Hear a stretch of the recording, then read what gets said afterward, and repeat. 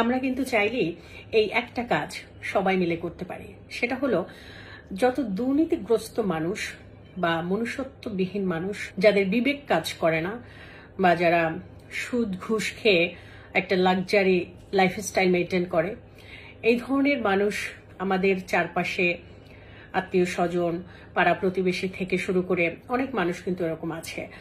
So আমরা নিজেদের উদ্যোগে নিজেরা যদি এই ধরনের মানুষদের অ্যাভয়েড করি, তাদেরকে যদি আমরা বুঝিয়ে দেই যে তাদেরকে আসলে আমরা ঘৃণা করি, তাদেরকে আমরা পছন্দ করি না, তাদেরকে কোথাও ডাকবেন না, তাদের কোনো প্রোগ্রামে যাবেন না, আমরা যদি মন থেকে তাদেরকে বয়কট করে সবাই মিলে, দেখবেন যখন তারা এই জিনিসটা বুঝতে পারবে যে কেন আমাদের সাথে এমন করছে, তখন কিন্তু কিছুটা হলেও লজ্জায় হোক বা যে কারণেই হোক, তারা কিন্তু এই কাজগুলো থেকে একটু হলেও আমার মনে হয় বিরত থাকবে। তারা যখন বুঝতে পারবে যে আমাকে আসলে কেউ ভ্যালু দিচ্ছে না, আমাকে কেউ সম্মান দিচ্ছে না, আমার যে এত টাকা পয়সা, এত এত কিছু আছে, এগুলোর কেউ দামই দিচ্ছে না, বরং আমাকে ঘৃণা জানাচ্ছে, আমার প্রতি তীব্র নিন্দা জানাচ্ছে, সবাই আমাকে বয়কট করেছে, সমাজচ্যুত করেছে।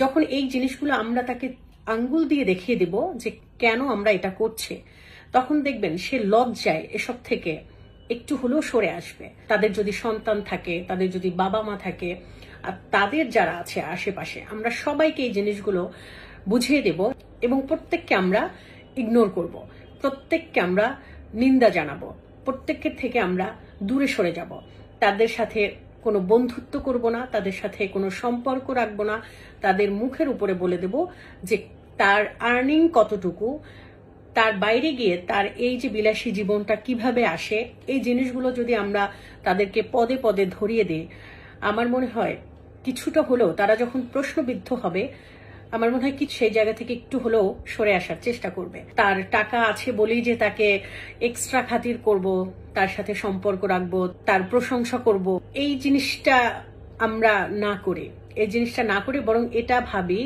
যে তার টাকার উৎসটা কিভাবে আসে, সে কিভাবে এত টাকার মালিক হলো, তার আর্নিং সোর্সটাকে, তার আর্নিং সোর্সটা যদি অনেস্ট না হয়, সেক্ষেত্রে আমার মনে হয় তাকে দাম দেওয়া তো দূরে থাক, ছেলে মেয়ে থেকে শুরু করে প্রত্যেকের উপরে আঙ্গুল তুলে বলা উচিত আমাদের কি সেই কাজটা করতে হবে। আমরা যদি সেই কাজটা করতে পারি, আমার মনে হয় এই জিনিসটা অনেক বেশি ইফেক্টিভ হবে। কারণ এই জিনিসটা করা এখন সময়ের দাবি। এই জিনিসটাই সবচেয়ে আমাদের সমাজে বেশি চর্চিত হচ্ছে। আমরা যাদের একটু অর্থবিত্ত বেশি থাকে, তাদেরকে আমরা একটু প্রায়োরিটি বেশি দিই। সো এই কাজটা না করি, এই কাজটা না করে বরং তার অর্থের উৎসটাকে, সেটাকে গুরুত্ব দিয়ে তার সাথে তেমন ব্যবহারটা করি।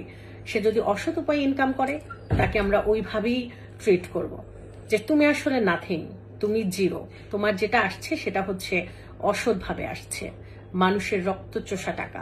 সো এটার কোনো মূল্য নাই, তুমি বিতাড়িত, তোমাকে ঘেন্না জানাই, তীব্র প্রতিবাদ করবেন। যখন দেখবে আমার এত কিছু থাকা সত্ত্বেও এই সমাজে আমার কোনো ভ্যালু নাই, আমাকে কেউ পাত্তা দেয় না, আমাকে কোথাও ডাকে না, আমার কোনো কিছুতে তারা আসে না, তখন এই মানুষটা লজ্জায় হোক, অনুশোচনায় হোক, যেভাবেই হোক, আমার কাছে মনে হয় সে একটু হলেও বদলে যাবে। সো এই শিক্ষাটা আমরা সবাই মিলে দেই।